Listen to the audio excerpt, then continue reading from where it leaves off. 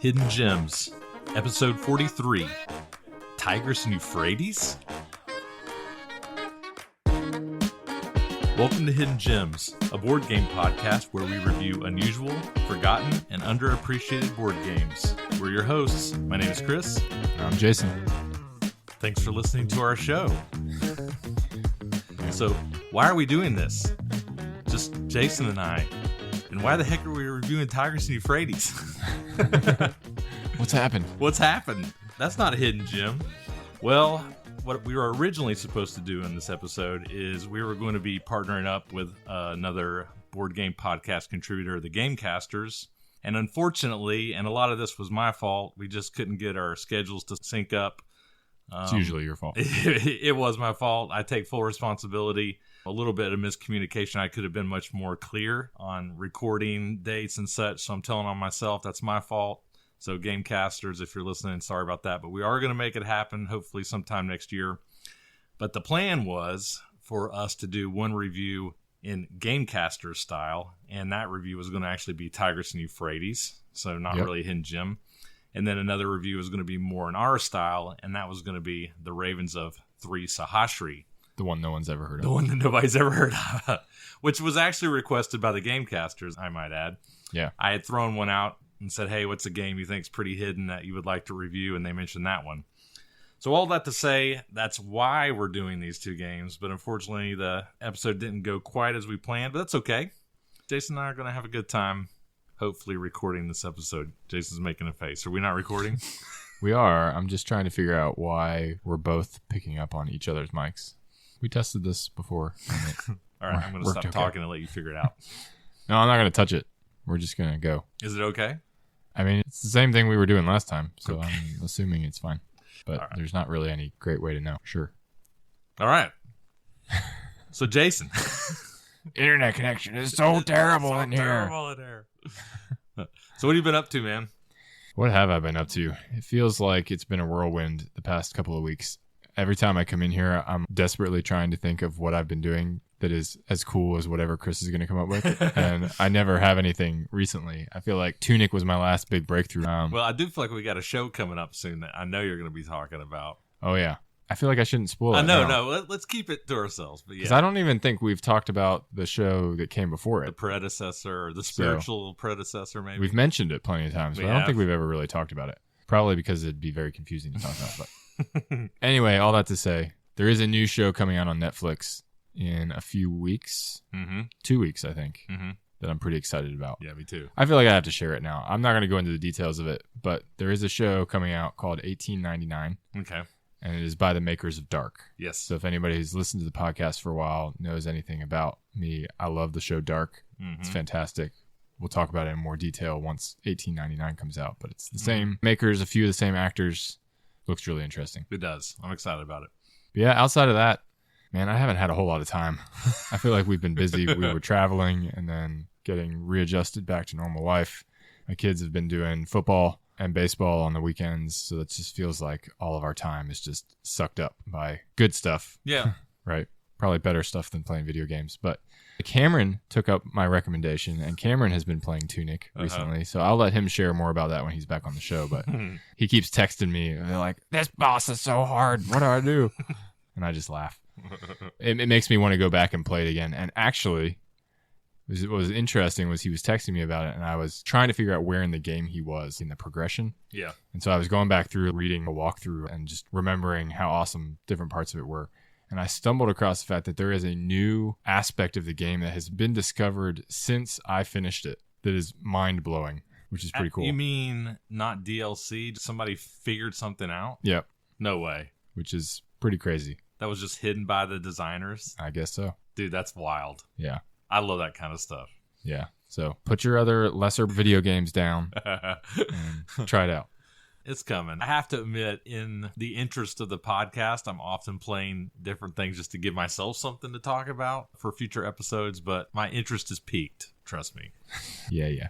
Well, in that vein, as I mentioned, in an effort to drive Jason crazy and not playing his recommendations, I have been playing a video game that was not recommended to me by anybody necessarily that I know, but that I've heard a lot about. And as I mentioned a couple episodes ago, I'm on a Metroidvania kick right now. I just cannot. Oh, they're so great. I cannot get off them just because they're so fun. Just like I feel like I'm running out of them. But you Oh. keep finding more. So there's so many. I found a thing on YouTube. I think the channel is called Switch Watch, maybe, and they rank 60 Metroidvanias on the Switch. 60, yeah. So there are many. I've played a few that I didn't love that I'm not going to talk about on the podcast because what's the point if I didn't like it? But this one I'm playing right now, I'm actually enjoying. I'm not done with it yet, but it's good enough that I think it's worth talking about. So it's called Blasphemous. Oh, I've heard of this. Have you heard of this game? Yeah.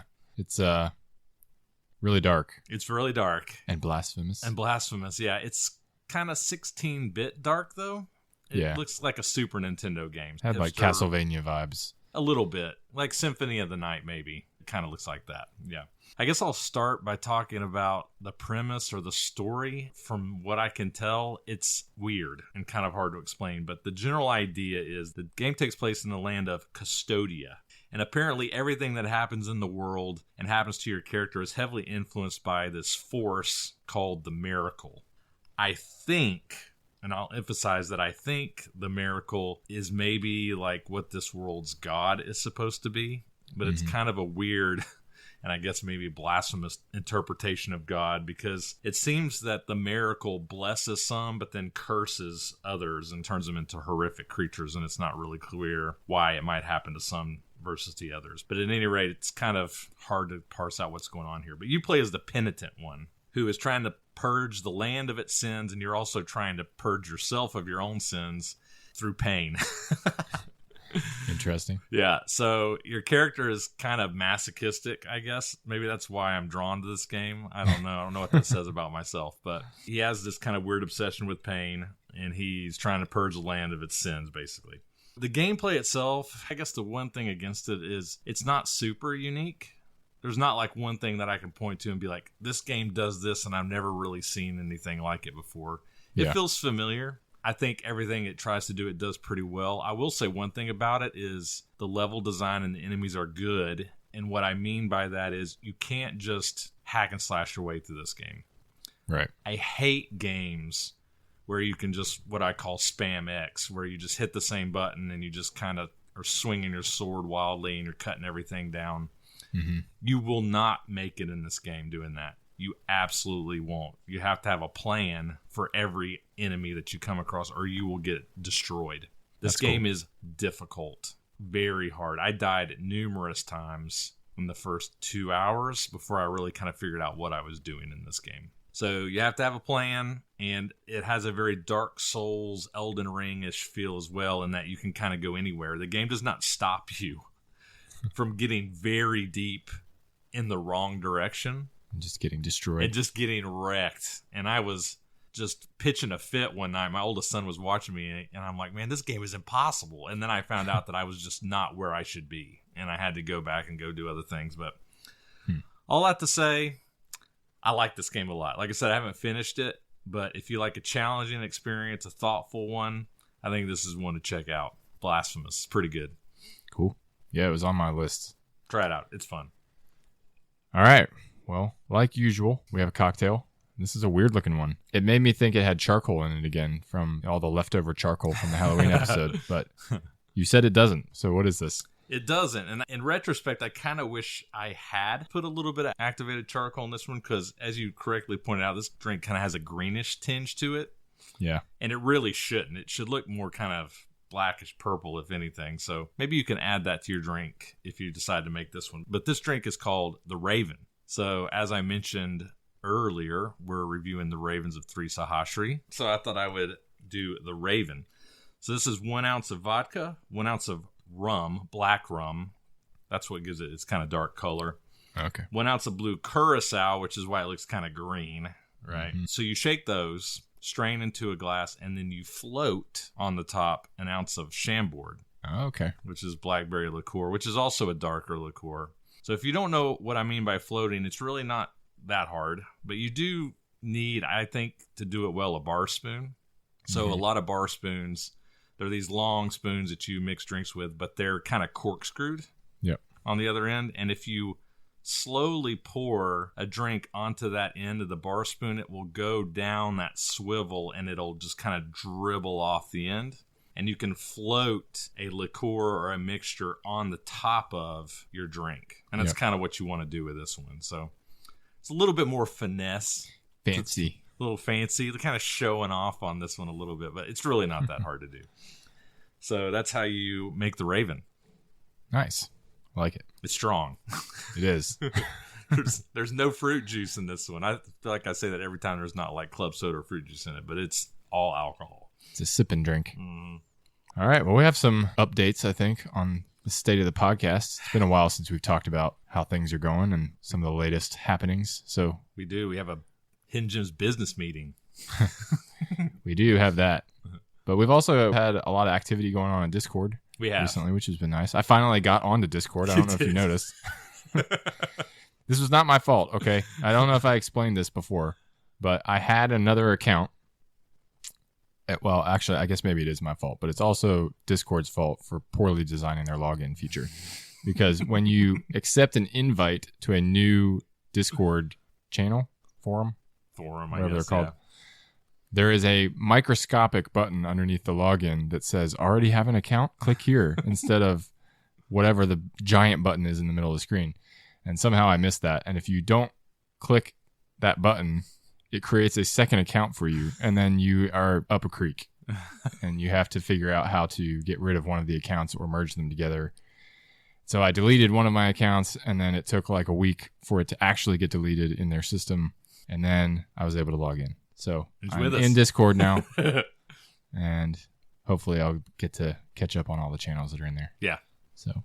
Yeah, we got some good stuff in Discord. I really would encourage our folks, if this is your kind of thing, jump in there. I mean, it's just a good opportunity to talk to us. And when we're not in there, just talk to other people that are really involved in what we're doing and invested in Hidden Gems and our mission and what we're about. And we don't just talk about board games. We talk about video games. We talk about graphic novels and comics. We talk about TV stuff, just all kinds of things. So jump in there. Encourage it. It's been a lot of fun. Yep. We've mentioned this before on the show, but just to remind folks, Ghidorah very graciously and very patiently took all of the gem miner recommendations up to this point on our BGG Guild and has compiled them into a geek list that you can look at. There are two geek lists, one with our ratings of games we've reviewed, and then another one of potential reviews, games that we might review in the future or games that people have recommended. And it's a pretty long list, but it's an awesome one if you're looking for hidden gems. And what we're going to do is for episode 50, we're going to look at the 3 most commented on, recommended, thumbed, +1, whatever games, and we're going to review those 3. So if you have a game you really want to get reviewed, get in there and say something about it. This is your chance. I have to cut it off somewhere, and I think I'm going to do it at episode 47. And the only reason I say that is I have to have time to get it. Right. I have to have time to acquire it, for it to arrive, and for us to play it. So don't delay. And that's for New Year's or the anniversary episode? It'll be the 50th episode. 50th. Okay. Mm-hmm. Which is wild. It's wild. Yeah, we're on 43. So yeah, it won't be too long now. Well, one other final thing to mention, and we actually shared this on our backstage. So if you're a Patreon member, you've already heard this announcement. Yep. And if you'd like to get announcements like this and learn about the other cool stuff that we're doing on backstage, definitely check that out. Yep. But one of the things that we've just been talking about, we mentioned the business meeting, right? So something that Cameron and Chris and I have been talking about a lot. Time to get serious. Recently, it's just the cadence of the show. And we slowed down to 3 weeks, a 3-week schedule for the summer, with the intent of coming back to a 2-week schedule. And we've done that for a couple weeks. Mm-hmm. And so we were hesitant to go down this route, knowing that we had just come back to a 2-week schedule. But one of the things that I think is going to make a huge difference for the podcast going forward is that we are going to go back to a 3-week schedule on a more permanent basis. Yes. And I think it's important to explain why. Definitely. Right. And maybe, Chris, you can jump in here and explain, because I think you maybe have a better take on it. But one of the biggest things that we have noticed is that we have a lot less time to focus on our game group. Yep. Right. And so maybe talk a little bit more about that. Yeah. So doing a podcast, it's been a blast. I have absolutely zero regrets. I wouldn't change it for anything. But I will tell people that doing a podcast, if you're thinking about it, and I'm not telling you this to discourage you, but just to let you know that it doesn't necessarily come without a price, especially if you're wanting to stay on a pretty strict timetable, which I feel like we were of every 2 weeks. It's pretty demanding. Yeah. And for me and Jason, and even for Cameron to a certain degree, it never really felt like too much of a burden because we already kind of liked these obscure games and exploring them and finding what was out there. But I will say that I do feel like for our game group, while they've been very supportive and they come out and they play and we love our game group, I think it's not necessarily fair for us to keep doing this at a 2-week schedule, because in order for us to get these games played to the degree that we feel comfortable getting them played to give a review that we feel like is an honest and accurate review, it basically excludes us ever being able to play anything else ever. Yeah. And I think that for our game group, that's not good because, you know, a lot of people in our game group, and even us, would like to play something that came out in the last 3 years. Something I've heard of before game night. And I mean, honest to goodness, we just don't. I have a mountain of Kickstarters that have not been played and probably won't get played unless we make this change, because we just can't, right? Unless I make my kids try out new games with me at home, I don't get anything played. Yeah. I mentioned the backstage episode. The topic of the backstage episode was actually not this. Mm-hmm. The topic of the backstage episode was tell us about your game group. Right. And so we were kind of going into talking about the game group, and we're like, this is actually probably a good opportunity to talk about this because we really value our game group. And I mean, it's grown to a pretty good size, right? That is the foundation for how we are able to do what we do. And they've been some of the biggest supporters of us all along, right? Yep. But if what we're doing on a week-to-week basis is making it nearly impossible for us to have a game group, unless people are really willing and really bought into I'm going to come and play this game that's probably going to suck, then, like you said, it's not really fair to them. Yeah, I mean, I think everybody knows that we love the dry, old, obscure, dusty stuff, but I think we've made it clear on here, and if we haven't, I want to make it clear now, we are not anti-new game.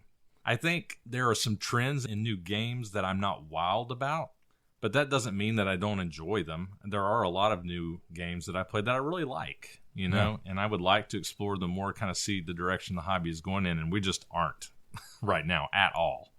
Yeah. Not to mention one other thing, too, just to kind of justify our stance, it's not uncommon also for us to have to send out a request like, hey, we need one person for games tonight, you know? Right. Because if you need to review a game that only plays 4 and then 5 people showed up, you're screwed, right? Yep. And it's just not ideal. Right. So hopefully that's acceptable. We're sorry that we're having to make this change. I know it's nice to have episodes every 2 weeks, and I wish we could, but I think if we don't make this change, we could be at real risk of pod fading and burning out. And we pod fading? Is that a thing? That is a thing. Or did you just coin that term? We're showing the telltale signs of pod fading, Jason. I've seen this before. A podcast will be like, yeah, we're making a change. We're just pulling back a little bit. And then they're gone. They just cease to exist. That is not happening. Yeah, there is no intention to stop the show or to slowly pod fade, as Chris said. Probably actually making an idiot of myself. It probably is a real word. And Cameron, too, even though he's not here, we've talked about this, and we're definitely bought into keeping the show going, and we still very much enjoy doing the show and finding these weird games out there, right? It's just, for the long-term health of the show, I think it's the right decision. I think so, too. And so hopefully the folks out there who are listening agree and are willing to come along with us for the ride.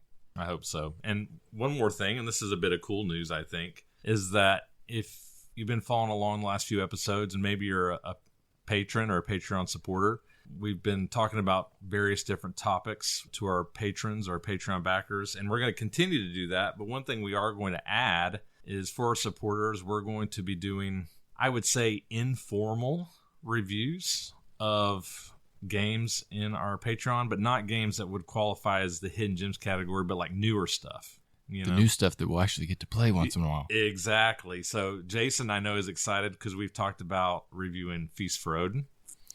Okay.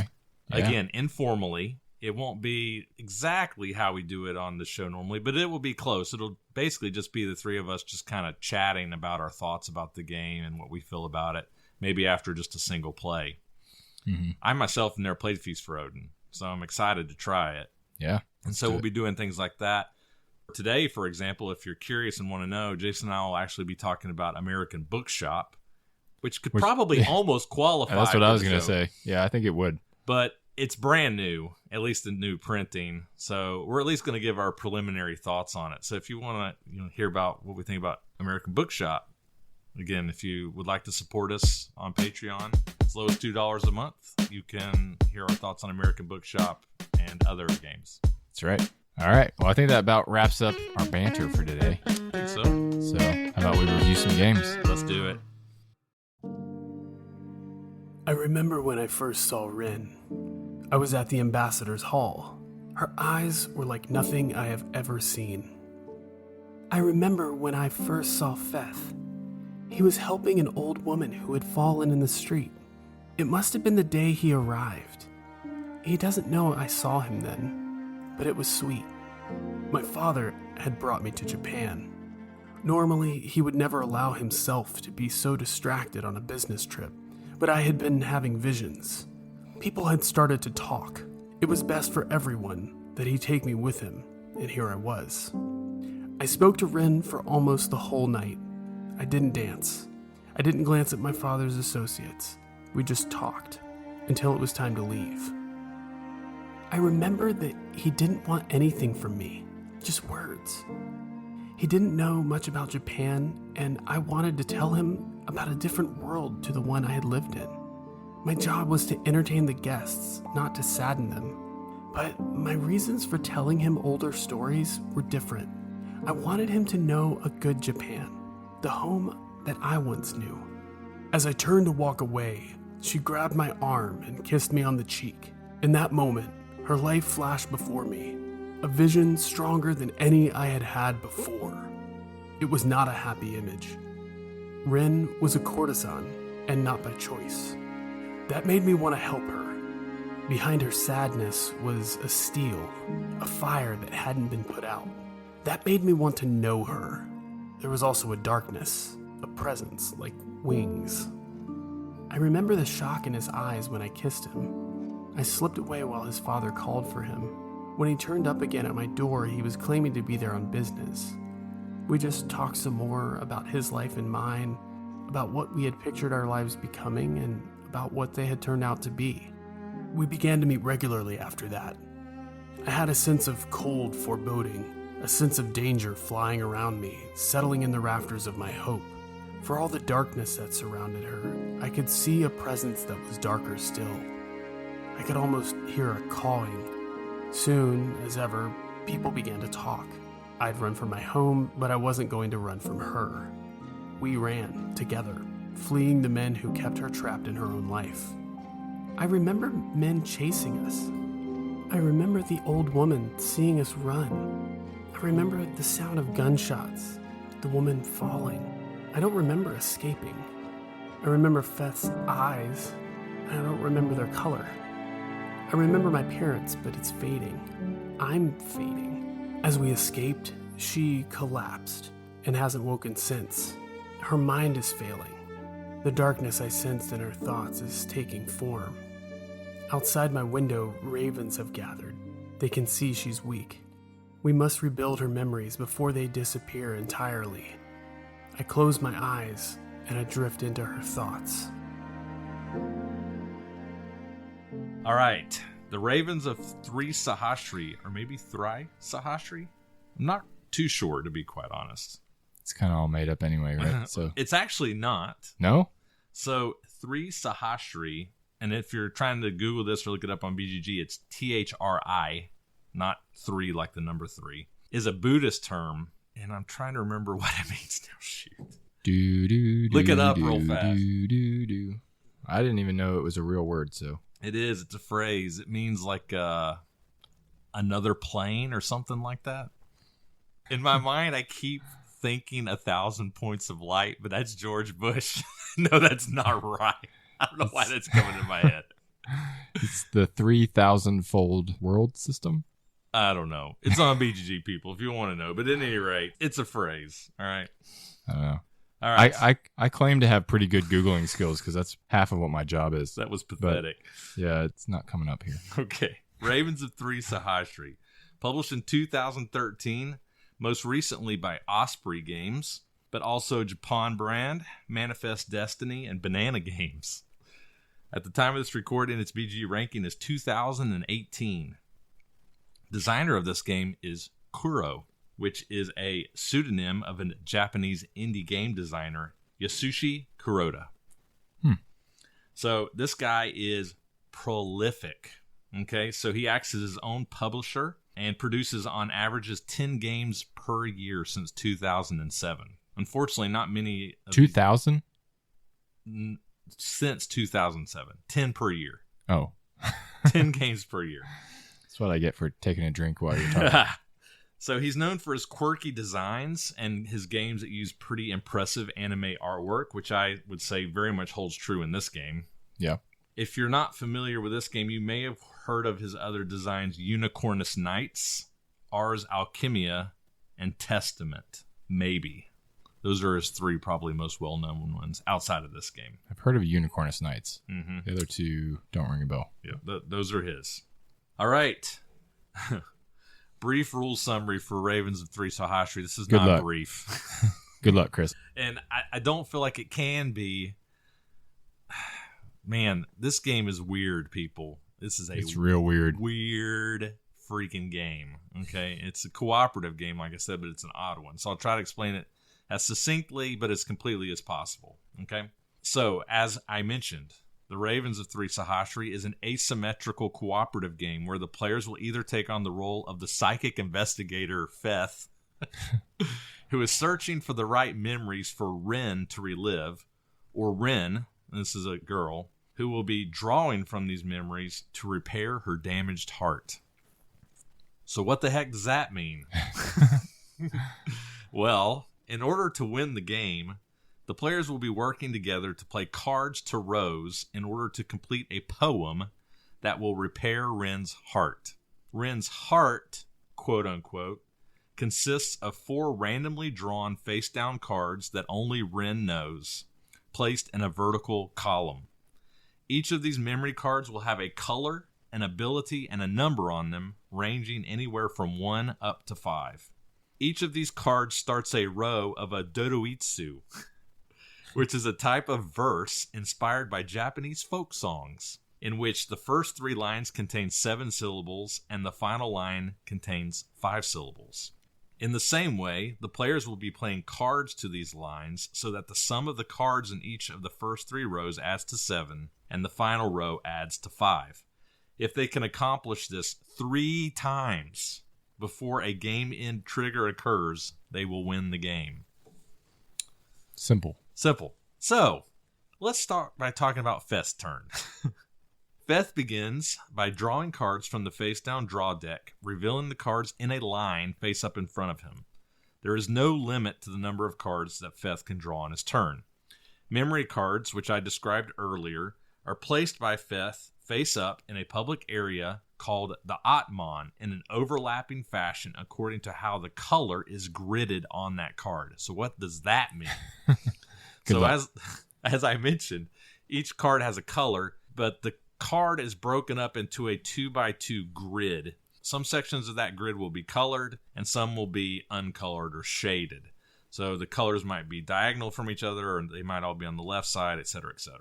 The reason why that is important is because when Feth is playing cards to the Atman, which again is a central area that both Ren and Feth interact with, the cards have to be played in such a way that the colored parts of cards overlap previously played colored parts of cards, or shaded parts have to overlap shaded parts on previously played cards. Makes total sense. Oh, yeah, totally. All right. Okay, now, in addition to the memory cards, also present in the deck are 5 Raven cards, which correspond with the 5 different colors of memory cards.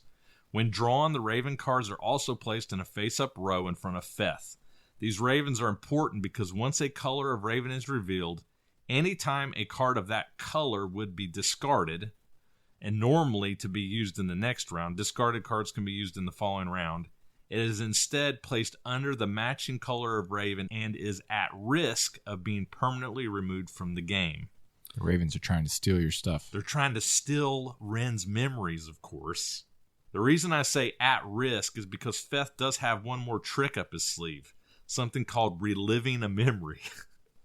If Feth is ever able to construct the Atman in such a way that same colored memory cards are overlapping and they sum exactly to 7, he can chase off a revealed Raven of that color, freeing the trapped cards, and Ren can turn over one of her heart cards of that color, which can then be used in the final dream.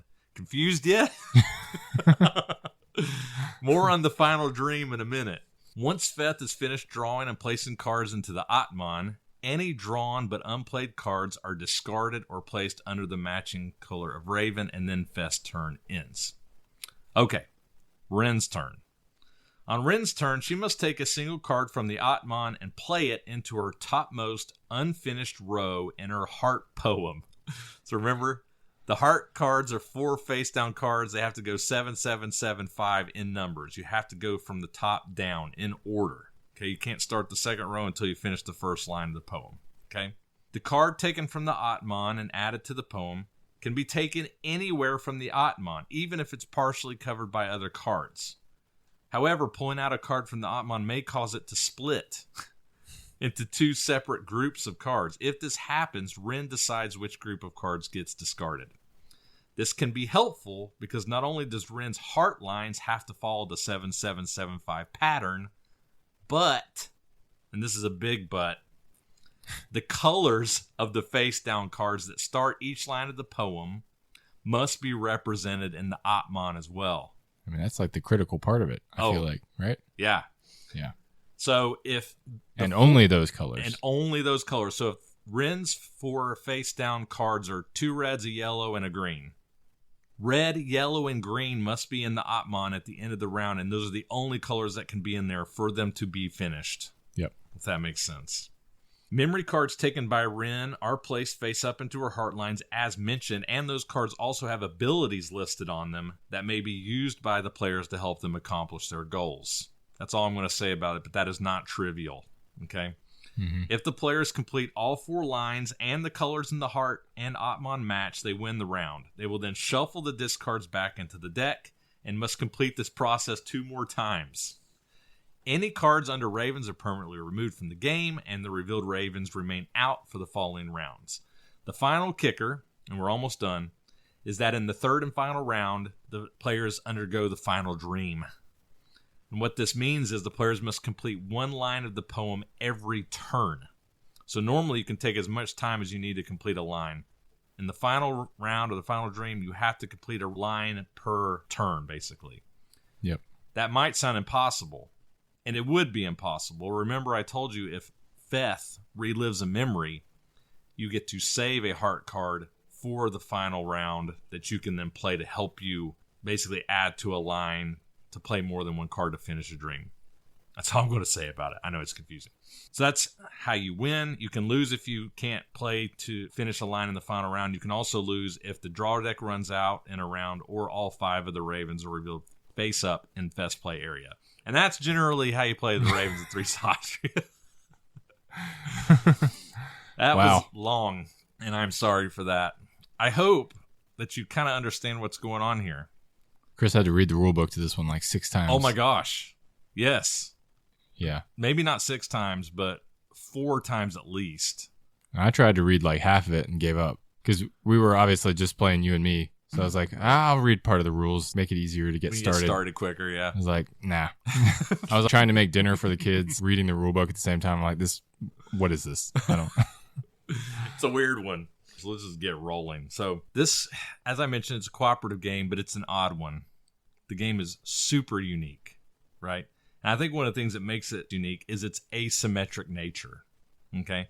So in this cooperative game, while you both obviously have the same goal, and that's focusing on playing and acquiring cards within the Atman to complete the dream, the way that each player, whether you're playing Ren or Feth, is very different. It's almost as if you're playing 2 completely different games. So my question to you, Jason, is how did you feel about that? Did you enjoy the asymmetric nature? How did that feel to you? Do you feel like they were equally interesting? I think is maybe another thing to think about. Is one role maybe better or more fun than the other? I don't know. What do you think?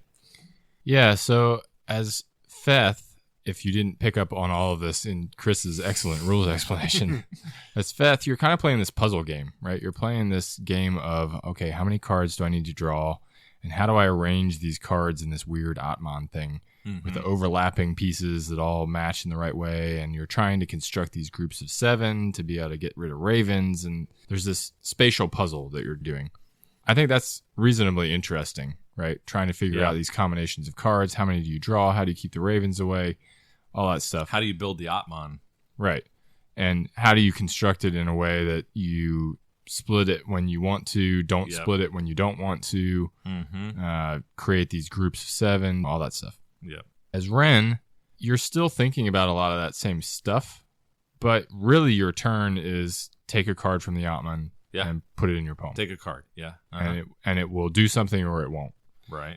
And Ren has access to some of the same abilities on those cards. We didn't really go into the abilities on the cards, and probably won't, just for the sake of not melting everyone's brain.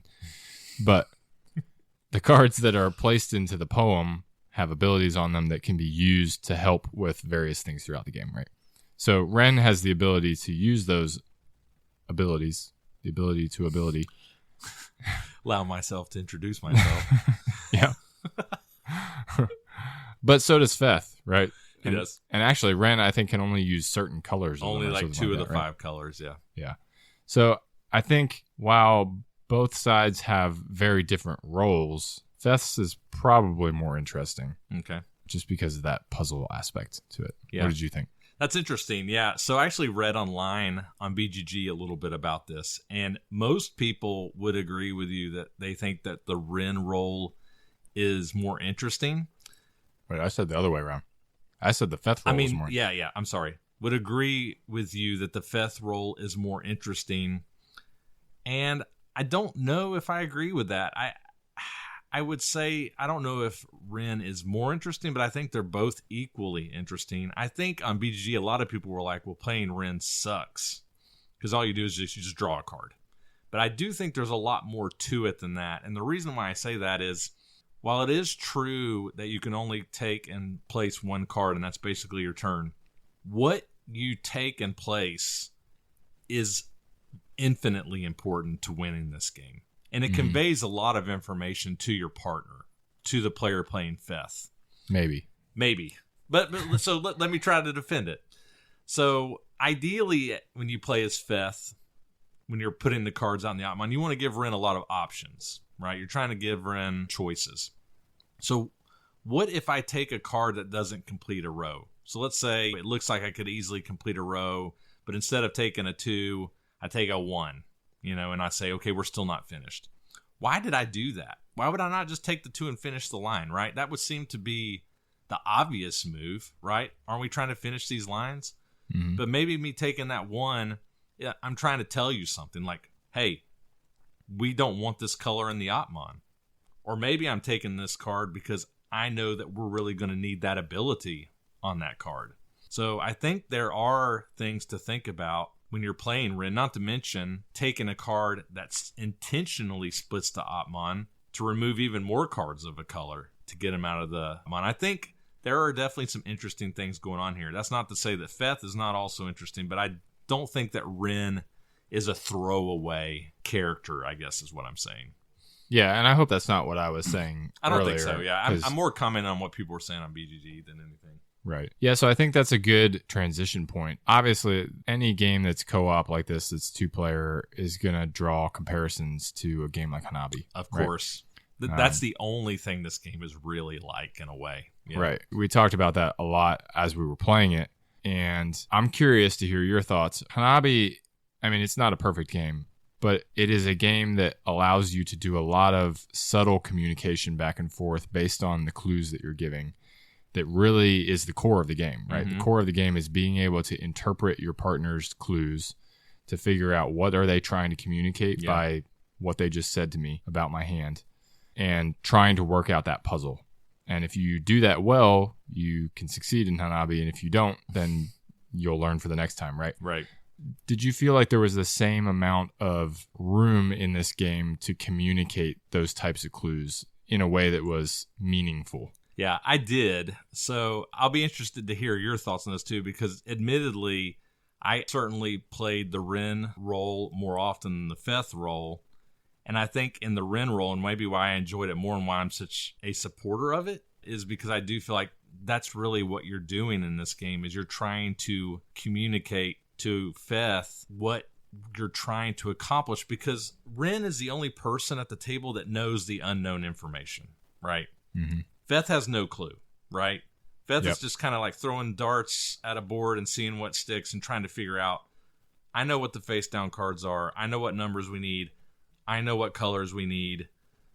Me taking cards from the Atman, I'm trying to talk to you through my play what we're trying to do. And I enjoy that because it's no secret. I love Hanabi. I think it's a great game.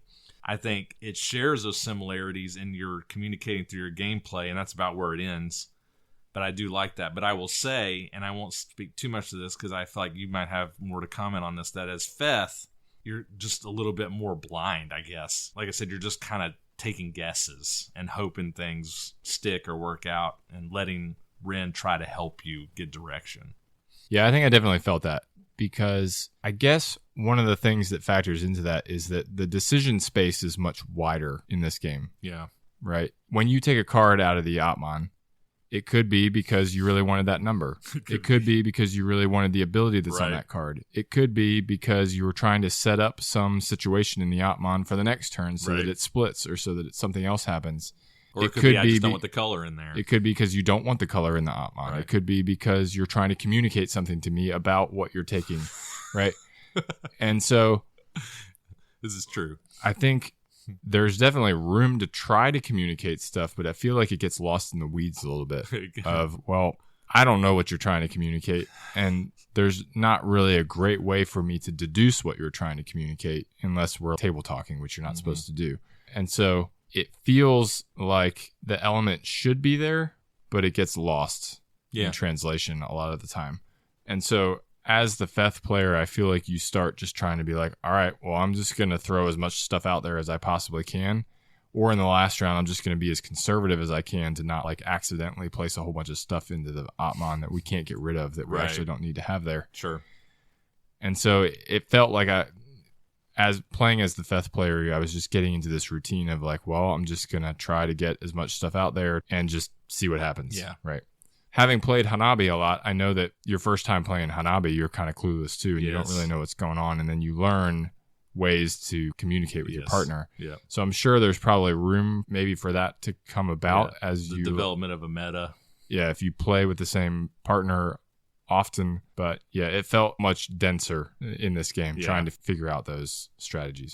I don't disagree with you at all. I actually agree with everything you said. But I do like the game does give you a bit of a release valve for that. And you actually mentioned it, the reliving of memories. If the Feth player can manage to get a block of 7 of the same color overlapping, which is not as easy as you might think, it helps you because it gives you a card for the final dream, but it also lets you flip a card face up in the heart poem row, which tells Feth at least one of the colors that has to be represented in the Atman, right? Mm-hmm. And if I don't flip one over because it's not there, it tells Feth, well, this color can't be in the Atman, right? So the game is at least giving you some ways of learning what some of those colors should or shouldn't be. So it sounds like we've transitioned kind of into cons. We're kind of in the, is it a con or isn't it kind of on the line here? And I think my next point, and really the last big point I wanted to make that I think is really worth making, and I'd really love to hear your thoughts on this too, Jason, is the theme. The theme to this game and how they try to implement it into the gameplay, I think is really cool. They're using this Dodoitsu poem, 7775 syllables. The theme and the gameplay are intimately intertwined, and it's cool how the designer did that. However, I do feel like that the coolness of the theme and how it's woven into gameplay in a lot of ways is also a barrier. And if you didn't skip through my rule summary, which I'm sure a lot of people probably do, and I can't blame you for that. Yeah. But this game is confusing. I mean, it took me a while to figure out how to play this game. And a lot of the reason for that is in the rules. They use a lot of this thematic terminology that makes it really hard to understand what the frick I'm supposed to be doing. Like, what is the heart row again? What the poem line? What reliving a memory? What does that mean again? So they're trying to be thematic, but at times it feels like it kind of gets in the way of your learning. And once you start to play it and you figure it out, it's not too hard. But learning this game for the first time is a bear. I'm telling you. Yeah, I agree. I think the theme is very well woven into the game. It is an odd theme, right? The little bit of the rulebook that I did read trying to help you out was pretty confusing to read because it's almost written like they're trying to write the rules like it's the story. Yes. And it makes it hard to interpret. Okay, well, is that a rule? Is that like part of the story? What is that? Yeah. What does that actually mean for gameplay, right? So, yeah, I'm with you on that one. Yeah. Yeah. Like the Atman, I think, is supposed to be like some sort of mind web, maybe, or I don't know. A mind map? A mind map. Yeah. It's neat. I hesitate to be too hard on it because I think it's a cool idea, but I could see how a lot of people would read this rulebook a couple times and be like, it's just not even worth the effort. You know what I mean? Could be a problem. Yeah. Well, time to move to final thoughts? Yeah, let's do it. All right. Do you want me to start? Yes. This means I get to go last in Tigris and Euphrates. That's fine. All right. Okay. If we haven't made it clear, this game is weird. Yep. Bizarre and unique. I love unique. I just crave uniqueness these days. Something that gives me a new look, something I haven't seen before, something I haven't experienced. If you can do that, you're already going to bump up a little bit for me. Just because that's what I'm looking for. I've seen so many games now. I just don't want to see something I've seen before. You know what I mean? Mm-hmm. So it gets points for that right off the bat. There's nothing like this game. Nothing. I will say, though, as I mentioned in the review, the uniqueness almost gets in the way of the fun here. Almost. And for a lot of people, I think it will. If you can persevere through the rulebook and learn the game and play it a couple of times, I think that there is an enjoyable experience here. I enjoyed this game. I really did. The game also, we didn't mention this, includes 3 envelopes. Oh, yeah. That we have opened one. If you successfully complete the game, which we did, you open an envelope and something happens. Makes it harder. We're not going to spoil it for you. We're just going to say it makes it harder. We haven't tried it since we opened the first envelope, but I will say that adds to the replayability. I think for me, cooperative games aren't really games I go back to, almost like I would treat a video game. Have I beat it? You know what I mean? Mm-hmm. I think once I work my way through those 3 envelopes with you, I'll probably be done with it at that point. But I think I kind of want to see what's in those envelopes, and I've enjoyed it enough to where I'm thinking, hey, it's unique, it's weird, it's interesting. Let's finish it out. I think after that I might be done with it, but for now I'm liking it. So I'm going to give it a 4. All right. Cool. Yeah. For me, I think it was very hard to play this game and not compare it to Hanabi. It is. Yeah. And I think I was looking for more strategic elements, more things that I could grab onto and be like, all right, yeah, I saw that Chris did this thing over here. That means that this thing is true, which means I can try to make this move over here and be clever and try to figure out this thing so that we can set up and we can work together to win. I had a hard time finding those moments in this game, though. It felt like I was just in a fog trying to figure out, okay, well, I guess I'm going to do this maybe, and maybe that will help, but maybe not. And okay, so he did this, but that maybe means this, but it could also mean these 5 other things that he's trying to do. I don't really know. And vice versa, playing the other direction.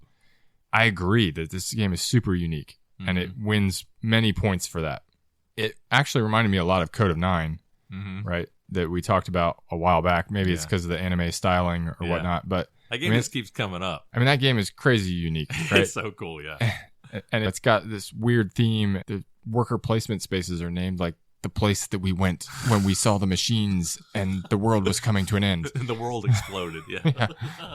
Right? So there's like weird theme all throughout that game, but it doesn't get in the way as much as it did here. And I felt like the gameplay was still super solid. Yeah. With this, the gameplay is there, the uniqueness is there, the puzzle is there, but the cooperation element in a 2-player co-op game fell flat for me, I think. Mm-hmm. And so I didn't not enjoy my plays of it, but I don't know that I would want to carry on. So you might have to find somebody else. I'm not going to see what's in the 3 envelopes now.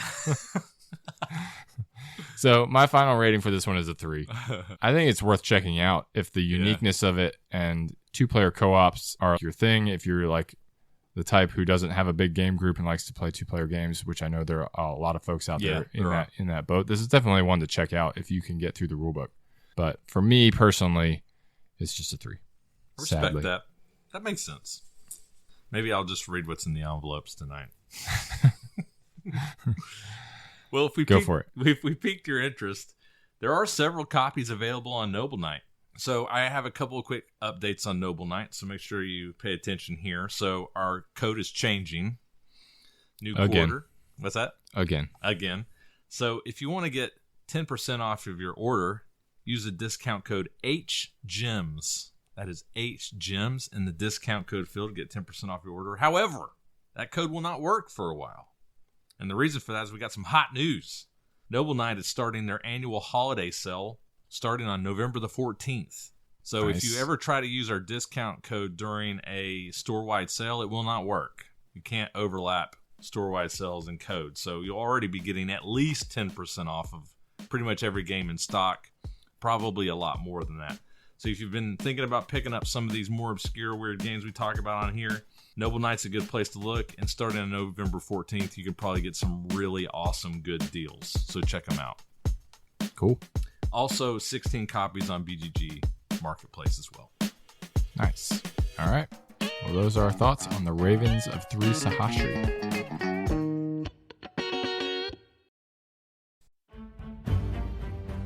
Ur, Nineveh, Babylon. The ancient texts describe these cities as origin of mankind. In fertile Mesopotamia, between the Tigris and Euphrates rivers, lies the cradle of civilization. Around 3000 BCE, the first large settlements of civilization developed along the embankments of these 2 great rivers. Farmers began to irrigate large parts of the surrounding lands, reaching out into the arid plains. Their triumph, in turn, bore consequences. Transport problems arose. In response, the clever artisans turned potter's wheels on their sides and mounted them onto crude carts. Food could then be carried along the dry trails to market. Surpluses could be moved where needed. Trade flourished, and markets dotted the countryside. In order to record the burgeoning number of transactions, merchants sought new tools of inscription. They began scratching marks into their urns, thereby inventing writing, even before the Egyptians. As the land began supporting denser populations and the great concentrations of wealth and resources, society began to organize around a system of classes. A multitude of priests and royal administrators helped govern everyday life. They served many jealous gods and, of course, a succession of kings. Over the centuries, one dynasty succeeded another. The game of Tigris and Euphrates allows you to take part in this fascinating saga. Step back to the dawn of urban civilization. Mesopotamia, the land of the 2 rivers, stretches before you. Now you and your people can try to forge the mightiest and most balanced culture. Now you can dominate the rich valleys of the Tigris and Euphrates. All right, well done, Cameron. Thank you again for another excellent David Attenborough impersonation. We roped him in on the first one, so we figured we might as well just make a thing of it for this episode. His most overused, but yet probably one of his best voices. So we appreciate that, Cameron. Yep. All right, man. Tigris and Euphrates. Oh, my gosh. Is this the first real review of a game inside the top 500 that we've ever done on the show? Top 200. What are we doing? I know. This is nearly top 100. It's very close. Yeah, this is wild. So I've said before on this podcast that me not have playing this game is part of the reason why I feel like a fraud on this podcast. So I've now remedied that. So I'm going to add a new game to the list. I'm going to tell it myself again. Are you ready for this? Brace yourself, people. All right. As many games as I have played, I've never played Puerto Rico. Really? No. Wow. I know. Huh. We just lost half our subscribers. I'll be interested to play that one with you. Yeah, so we'll add that one to the list now that we've knocked Tigris and Euphrates off. The thing about Puerto Rico is, I think the thing that scared me about it is people always talk about how if you play it with people who have played it and know it well, if you don't know the game well, you pretty much give the victory to the person to your left. Have you heard that about it? I haven't heard that particular thing about it, but it's also been a while since I've thought about or played that game. Like if you're playing it with sharks, you don't know what you're doing, you can just F it up and pretty much just give the win to the person sitting to your left. And I think that has scared me away from that game. Yeah. Now, admittedly, we could just play it in our group because I don't think many people know it. But you've played it, I guess. I played it a lot, actually. I owned it for a while, and I don't anymore. But yeah, don't sit to the left of me then. You sit to my right. Great. But yeah, there we go. Abuse me in Discord. I welcome it. All right. I welcome Chris's abuse in Discord, too. Tigris and Euphrates, published in 1997. It's going way back. Oh, yeah. It's classic. Oh, yeah, baby. Let's go. Published by many different publishers. So Hans im Glück, Matago, Z-Man. The copy that we played was Fantasy Flight. So I think the most recent printing of it, right? Mm-hmm. Designed by the one and only Reiner Knizia. Yes. Chris's favorite. And currently ranked on BGG 102. What are we doing? Oh, my gosh. At one time, number one. Now, that should tell you something. Isn't it amazing how a game that used to be number one is now 102? Yep. That's wild to me, honestly. All right. So I'm going to do my best, like Chris did with Ravens, to give a concise, to the point explanation of Tigris and Euphrates. If you have played this game, and I'm sure a lot of our listeners have, it's not an easy to grok one. No. It's very abstract. Yeah, it's weird. But it is an interesting one. So in Tigris and Euphrates, players are competing civilizations, attempting to expand in 4 different elements: temples, markets, settlements, and farms, each of which is represented by a different color of tile. And players are working to cleverly place these tiles in order to generate victory points. What's interesting or challenging here is that there are 4 different types of victory points, each corresponding to one of these 4 elements or colors that I mentioned a second ago. And a player's score at the end of the game is their point total for the color in which they have the least points. Yes. So a nice little Reiner Knizia twist there. Yep. The game's played over a square gridded board, an 11 by 16 square grid. Most spaces are empty. However, there are many river spaces and several starting temple spaces that will always begin the game with a red temple tile. Players receive 6 randomly drawn tiles from a draw bag, along with 2 catastrophe tiles and 4 leader markers in their player icon, which is important. Yeah. Your leader markers are of an icon type, so you are the bowls, or you're the clay pots, or you're the archers, or whatever the other one is. You are not a color. You're not a color. Yeah. You have 1 leader in each of the 4 colors: red, green, blue, and black.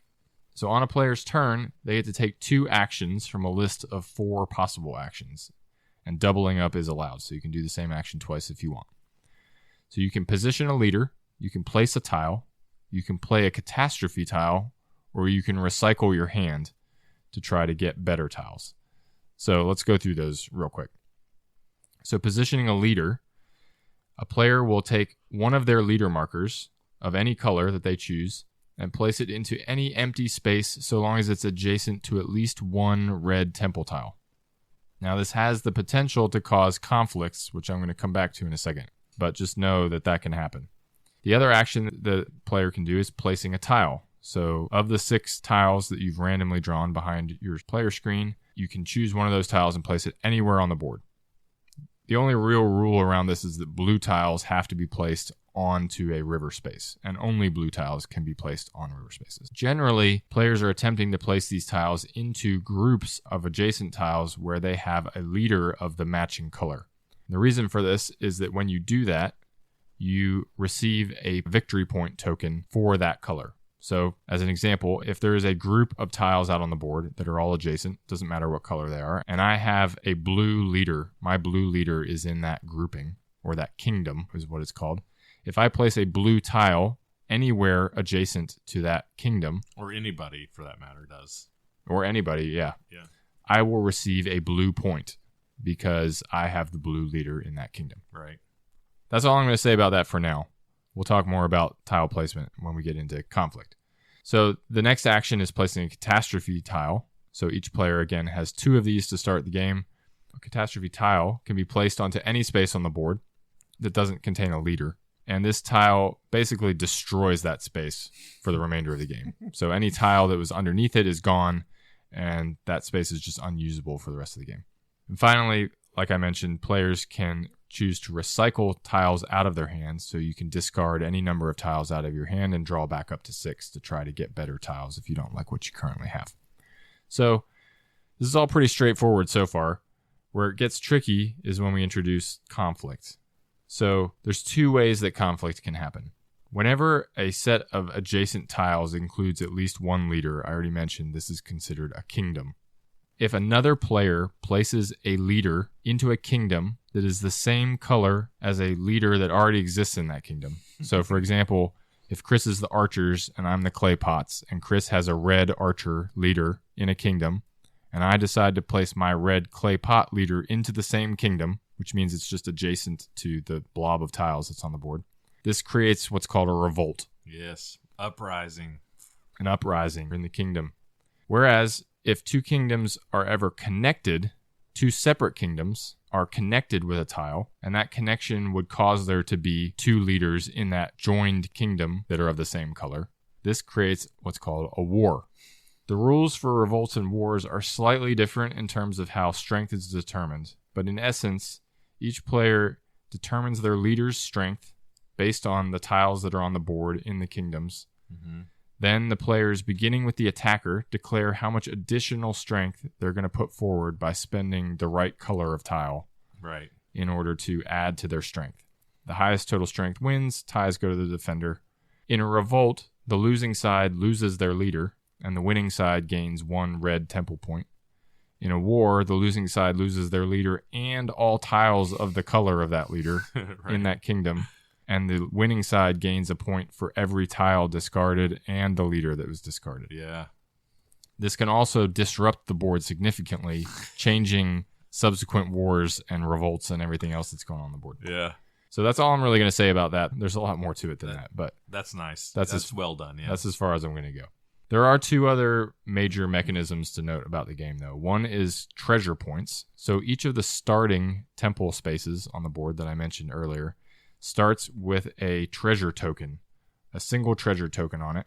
These are 1-point victory tokens, but they're wilds, so they don't have a color. They will get automatically assigned to whichever color you have the least of at the end of the game, because remember, it's your lowest score of the 4 colors that is your final score.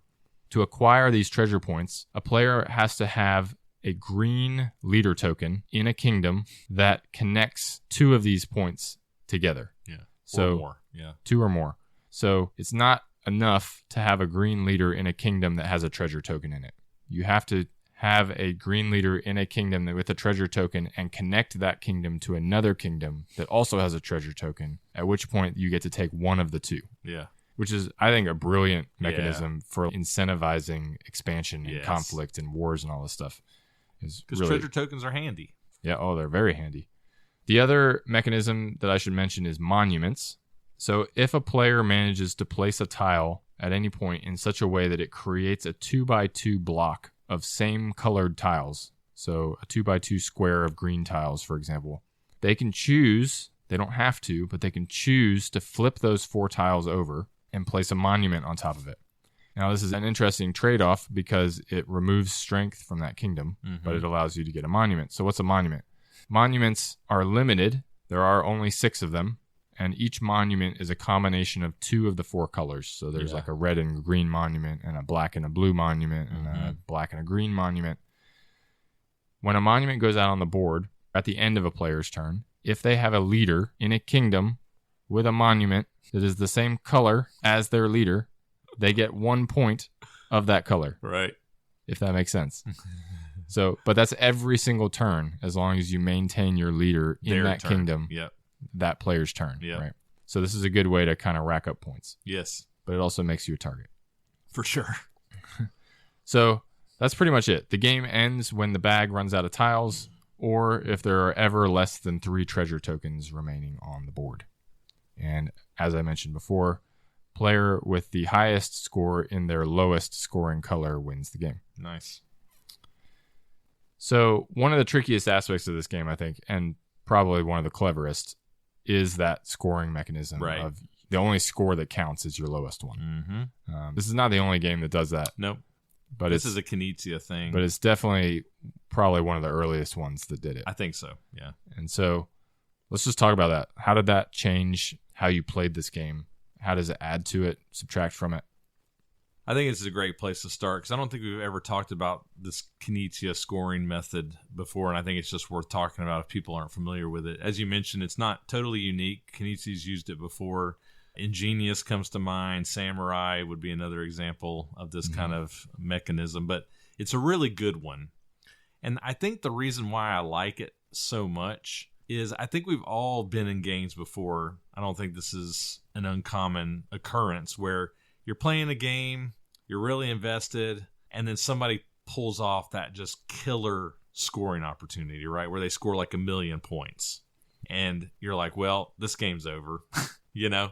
Right. And you're like 3/4 of the way through, but you just know, well, I'm out. In this game, that can and probably will happen where somebody will get a monster score, but that does not mean you're out of the game.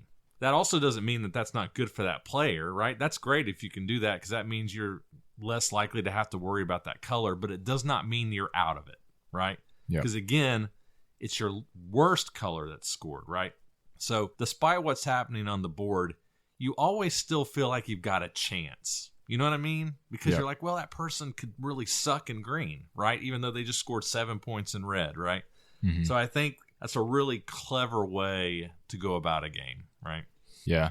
Also, I think to add to that, one of the things that we talked about a lot in this game is that if you're just listening to the rules and you've never played this game before, you're hearing revolts and wars and board state changing constantly because tiles are just getting blown up all over the place with catastrophes. And you might be thinking, this game sounds really mean.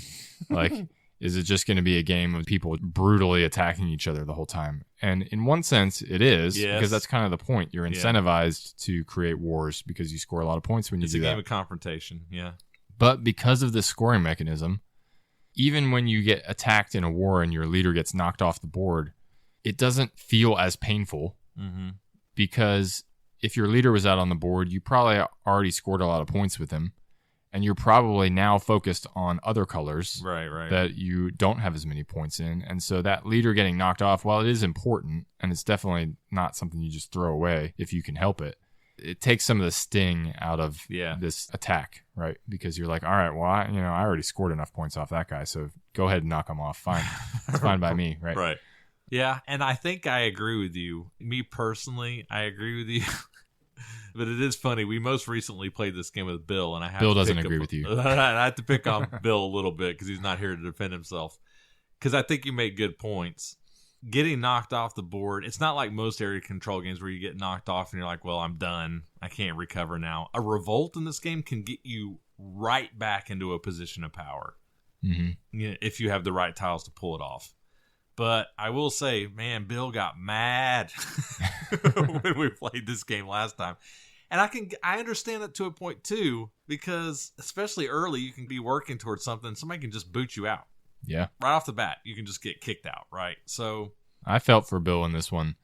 I was having flashbacks to my first play of Chronos. yeah. So if anybody has listened to the Chronos episode, I came into that game playing it for the first time after y'all had played it like twice. Yeah. And we had already played Tigris and Euphrates a couple times.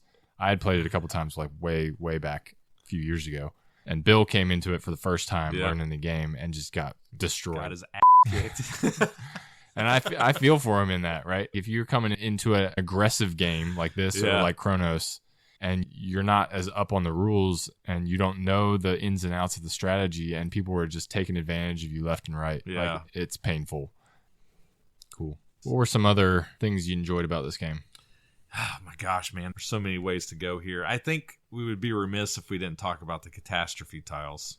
Oh, yeah. These seem like such a small thing, but wow, can these things be really powerful. Bill used them to great effect against you. And I think he got real mad and he just dropped both of his on you at the same time. He spent his whole turn playing both of them on me just to knock me off of, in his defense, a leader that I was getting a lot of points off It was of. a pretty good move. I supported it. I had a leader position in such a way that he was gaining points off of 2 monuments, and Bill just ended that. Because if you knock out all of the red temples around a leader, they are forced to withdraw from the board. So he did that to me, and I think that's good play, using those catastrophes to remove leaders from the board. But there are many other uses for them, too. One of the most interesting things I found was if somebody has a really strong kingdom, let's say I'm in green and I have like 6 green tiles in my kingdom. From a war standpoint, I'm very formidable, right? Because that green leader is powerful. If he gets in a war with another green leader, he would be hard to beat. But a cleverly placed catastrophe tile can cut me off from a lot of my green strength, right? And then make me quite vulnerable.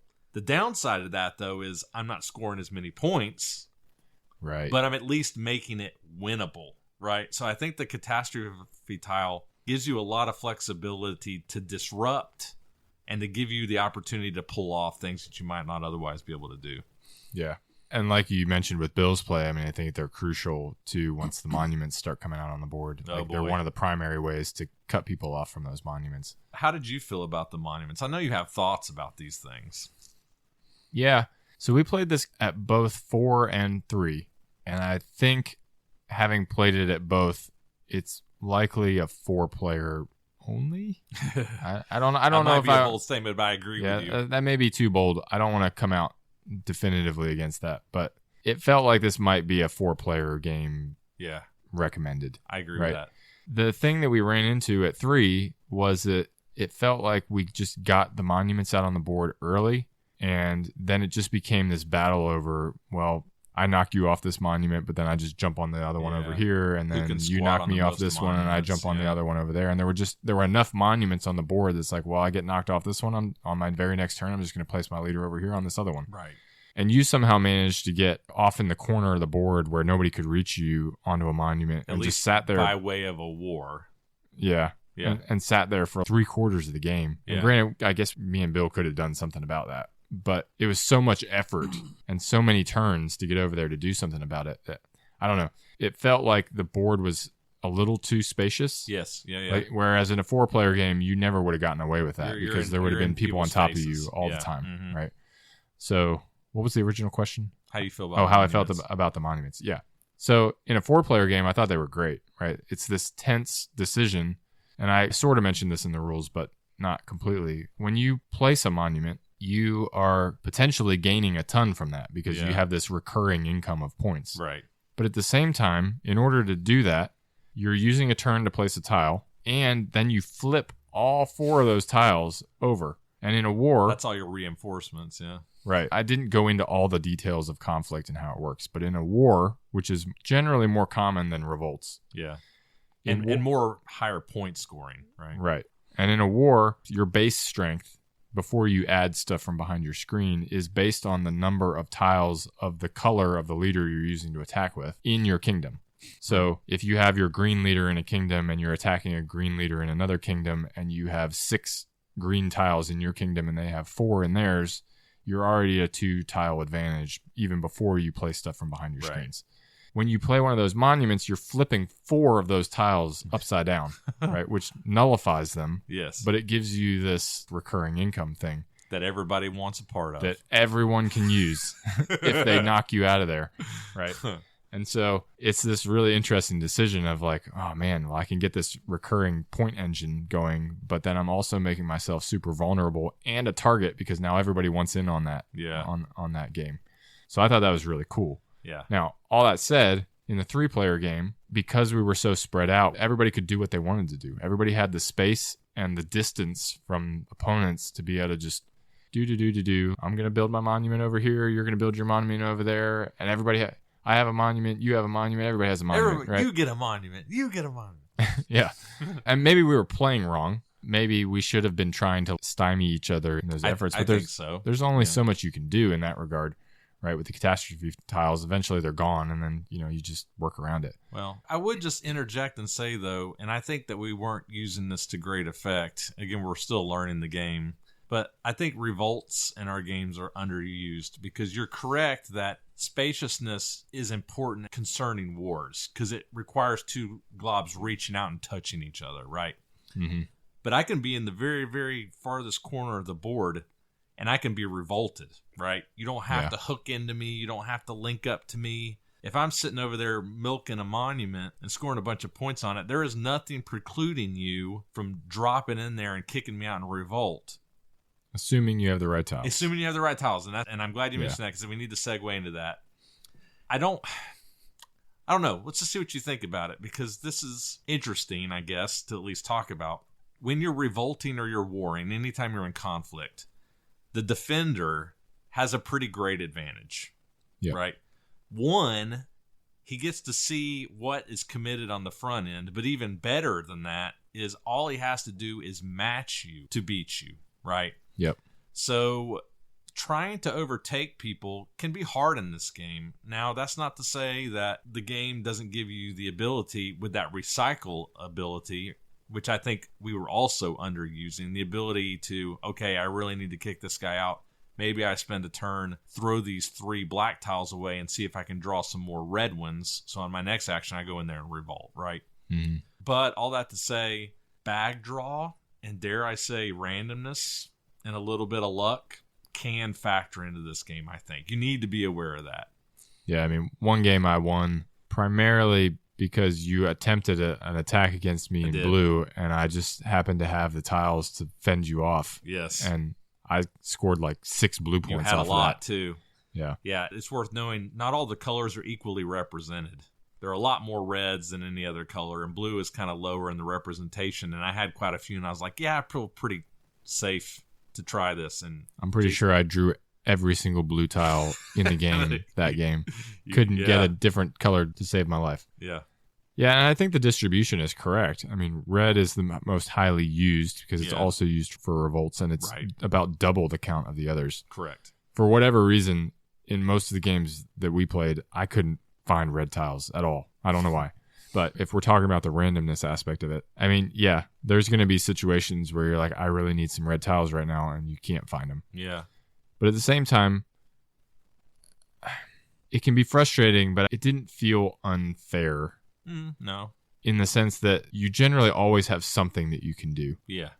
And so it becomes more of do the best you can with the fate that you've been given. Mm-hmm. Yep. And that's a fine line and one that I complain about regularly. So, I complain about randomness more than anybody in our game group, probably. And so it's definitely a fine line. And maybe it's a feeling thing, or maybe it's balanced out by enough other good mechanics. I don't know. It's drowned out in the immense number of good options you have, I guess. Right. Yeah. In this game, it didn't bother me as much as it does in some others. Okay. So one other thing I want to throw over to you, since we're kind of in, once again, I guess what I would consider maybe cons, maybe not, interesting things to talk about. And you mentioned this a little bit earlier, and I think it's worth revisiting, is the board state. So as you mentioned when you were talking about conflict, specifically wars, when wars occur and tiles come off of the board state can change drastically. Yep. And in a 4-player game, wars happen quite a bit. Yeah. Because the board's just more crowded. And things you thought you were going to do just aren't even possibilities anymore. And you're totally changing your plans because the board is completely different. How did you feel about that aspect of the game? Yeah. I don't know how I feel about that, honestly. It's chaotic for sure, especially in a 4-player game. Yeah.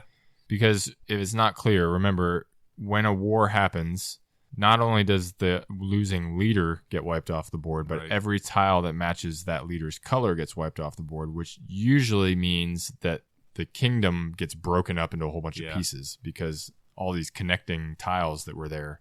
And there could be more than one war in 2 different colors, which means even more tiles are coming off. Yeah, right. Which means this giant blob that was on the board now becomes all these islands that are all spread out. And some of them are unowned now, and new people can jump in and grab that spot. To be honest, I kind of liked it. Okay, yeah. It is chaotic, but it felt like it shook things up. In this type of game, if you create like a stronghold that is impregnable, no one can take over this region. You just and turtle. It's just like it's just there and nobody can do anything about it. Or you're going to spend all of your effort for the remainder of the game trying to hammer against this brick wall to try to break into somebody's point scoring potential. That just feels defeating, right? I agree with that. In this game, nobody's safe, right?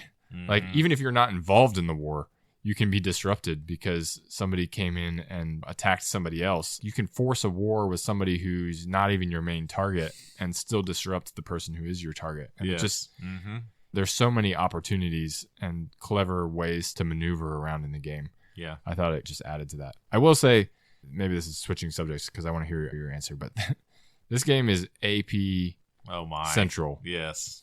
I don't think we've played a game with a bigger decision space since we played Terra Nova. Yeah. Like we talked about Terra Nova and just how many options there are. There are so many things you can do. Yes. Which I personally count as a plus in this game and too. as well as in Terra Nova, as much as that game drove me nuts. Sorry, that was kind of an aside. No, I think I want to hear what you had to say about that. And I think that's part of the appeal, right? The wealth of decisions on your turn is why this game is so beloved, which I agree with. I also agree with you. I think you made a really good point. I never really thought about it until now, but this idea of, with a lot of territory area control games where you're trying to control space on the board, this idea of people hunkering down and turtling, a game like, I don't know, Twilight Imperium maybe comes to mind, where somebody builds 1 million fleets and cannons and dreadnoughts, and it's just like, well, I'm not going anywhere near that, right? Yeah. That doesn't really happen in this game, right? Mm-hmm. You just can't fall in love too much with your territory or with your plans, because what you think you're going to do can just totally get washed away in the blink of an eye based on something that happens to you or something that happens between two other people, right? And I count that as a plus and maybe a small minus. I like the fact that this game requires you to be nimble and be on your toes and be tactical and looking for, okay, in this moment right now, what is my best option? I like that. I do like strategy in games too, and I'm not saying that I don't think this game is strategic, but you can have plans and they can just get totally blown up, right? Mm-hmm. And that happens a good bit in this game. And so you just need to be aware of that. If you don't like the sound of that, of, okay, 2 turns from now, I've got this in mind, it's probably not going to be there. Or it may not be, right? And if that sounds like something that makes your skin crawl, you probably won't like this game. Yeah, agreed. All right. Well, what else? Any other major points? I think I'm ready, man. We wrap it up. Let's do it. You get to start this time. Yeah, I guess I got to kick us off. All right. Well, man, this is weird. I'm reviewing a game that's popular. Oh, yeah, rating scale. Rating scale. We should have done it after the first one, but we haven't done this in a while. Yeah, I meant to do this because the Gamecasters are going to be with us. We should do this more often. If you're a new listener, I'm sorry if you're confused about our scale, but I'm going to go through it real quick. It's been a few episodes, so we're rate on a 1 to 6 scale. 1 being the lowest, 6 being the highest. If we give a game a 1, we think it's a bad game, and we think it's bad because we feel like the game is mechanically broken or messed up in some way, which precludes us from enjoying the game. There's something wrong with the design of the game, basically. A 2 is a bad game as well, but not because there's anything mechanically wrong with the game. We just don't like the game. We don't enjoy it. A 3 for us is just the okay game. It's the meh game. Doesn't do anything bad or wrong necessarily, just doesn't excite us. It just doesn't do anything for us. We really don't have much of a desire to play it again. 4, this is where we're getting into the good games. A 4 is a good game. It's solid. We enjoy it. If somebody was like, hey, let's play this, we'd be like, sure, we'll give it a play. We like it. 5, excellent. Above average. We reach for this game to teach it to other people. We enjoy it. We think it's a great game. And then 6 are our favorite games, top games, games that really, really impressed us. Best score we can give. All right. Go for it, Jason. Like I said, it's weird to review a game that's classic and is this well known, right? Yeah. But I think this game is a classic for a reason. For sure. It has stood the test of time. I mean, 1997. This game's old, right? Yeah. It's in high school. I know. What was I? I was in 7th grade. I was a sophomore. Yeah. But yeah, like I said, there are so many different options for what to do on your turn. For 4 actions and a set of tiles, There are so many different things to think about and so many different things to do. I do think that this game can be intimidating, both from a rules perspective and just from its conflict-oriented nature. Yes. Right. I remember I learned this game a long time ago, actually, and learning it, I was confused for a long time. I was like, I have 4 different colored pieces. Even just wrapping your mind around, you're not a color, you're a symbol. It's confusing. It takes a little while to grasp this one. But once you do, there's so much depth here. Yes, there is some randomness. Yes, it is chaotic at times. But I think the dynamic nature of the strategy and everything that's going on far outweighs any of that. I was split on this one between a 5 and a 6, honestly. I think it has 6 potential, and I mean, that shouldn't be surprising given its rank and the number of people who love this game. I'm going to stick with a 5, though, for it. I think it could become more over time, but I think primarily the 5 is just due to, like, I can play this with you, Chris, and our friends who are more into this style of game with more conflict-oriented nature and, like, weirder abstract rule set. But this isn't one that I'm going to break out with my family. No way. It's not the type of game that I'm really even going to break out with the majority of our game group, probably. Right. And so for that reason, it brings it down a tad. But like the randomness, all that stuff didn't bother me in this one. Gameplay-wise, loved it. So 5 for me. Nice. Solid game. Awesome. Yeah, I agree with everything you said. No surprise here. I think this game is excellent. I can absolutely see why this game was at one time number 1 on BGG. That makes total sense to me for all of the reasons that we've already mentioned in the review that I don't think I really need to rehash here. It's got a lot of awesome things going for it. The ever-changing board state introduces a new puzzle to you every time on your turn of you having to constantly be pivoting and thinking, well, what do I do now? Based on what's happened, trying to figure out the best course of action. It's a fun puzzle. Now, having said all that, that's actually what holds this game back from being a 6 for me. I'm kind of in the same boat as Jason between a 5 and a 6, but I'm pretty solidly landing in the 5 camp on this one. And the reason for that is, for me, my 6s, I like to have a little bit more strategy in them. And again, I'm not saying this game doesn't have strategy, but again, with the way that conflicts and especially warfare shakes out in this game, the game can become very tactical because the board state can change so much that it can be hard to have a long-term plan. Yep. And for me personally, those are the kind of games I gravitate towards a 6 towards, with this kind of length and weight, I guess. So again, it sounds like I'm being negative. I'm not. I'm trying to explain why I'm not giving it a 6, okay?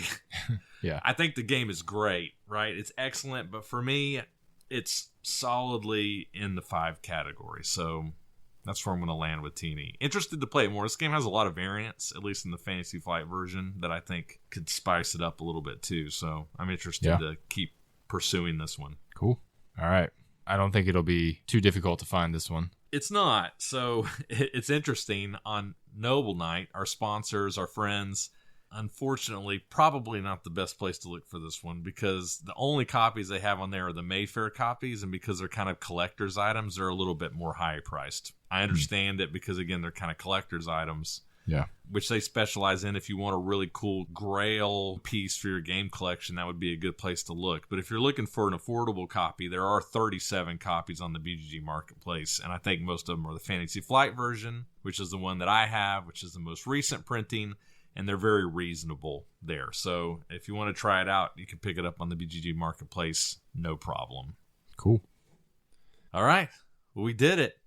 We made it. Tigris Euphrates, check. Puerto Rico, you're on the hit list. Although I have played San Juan, I'm trying to reintroduce my cred a little bit, so kind of have an idea, but we'll get to that one next time. Cool. Those are our thoughts on Tigris and Euphrates.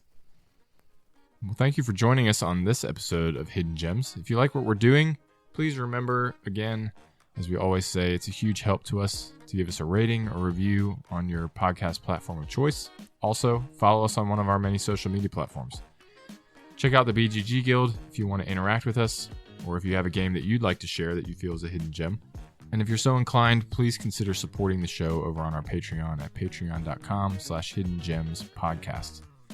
Until next time, I'm your host, Jason. And this is Chris. Thanks for listening. This episode of Hidden Gems, number 43, was recorded in Raleigh, North Carolina on November 7th, 2022. Join us again in 3 weeks as we finally revisit our Spiel des Jahres Losers series. This time, we'll be looking at the nominees for 2013 and be reviewing 4, that's right, count them 4, of the recommended games. Tune in to hear our thoughts. Hidden Gems is produced and edited by Chris Alley, Cameron Lockey, and Jason Yanchuleff. Our Board Game Geek Guild is monitored and managed by honorary Hidden Gems team member Ghidorah. Our Discord channel is monitored and managed by honorary Hidden Gems team member Snoozefest. Our show's logo was illustrated by designer and artist Caitlin Nieto. Check out her work on Instagram at It's Caitlin Nieto. We would love to hear from you. Feel free to join the discussion on our many social media accounts. You can find us on Facebook at Hidden Gems Board Game Podcast, Instagram at hiddengems.podcast, and Twitter at Hidden Gems Board.